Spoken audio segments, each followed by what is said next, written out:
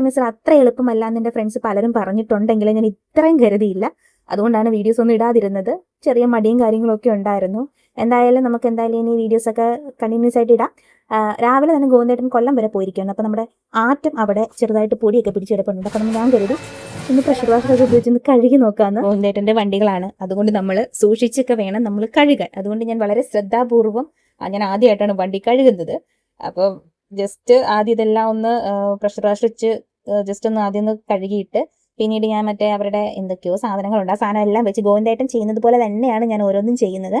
അങ്ങനെ എല്ലാം വളരെ ക്ലിയർ ആയിട്ട് തൂത്ത് തുടച്ച് ഒരു പോറൽ പോലും നമ്മൾ വീഴ്ത്താൻ പാടില്ല. അതുകൊണ്ടാണ് വളരെ ശ്രദ്ധാപൂർവമായിട്ട് ഞാൻ ചെയ്തത്. ഒടുക്കത്തെ ചൂടുമാണ്, ഒരു മഴ മൂടലുണ്ടെങ്കിലും ഭയങ്കര ചൂടാണ്.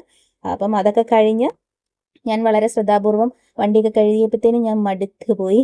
എന്തായാലും ഗോവിന്ദേട്ടൻ വന്നപ്പോഴത്തേനും ഞാൻ വണ്ടി കഴിയുന്നതോടൊപ്പം പറയുവാണ്, ഇനി നീ ഇത് കണ്ടന്റ് ആക്കാൻ വേണ്ടിയല്ലേ എൻ്റെ വണ്ടി കഴിയുമെന്നാണ് എന്നോട് ചോദിച്ചത്. ഓക്കെ, സാരമില്ല, പോട്ടെ.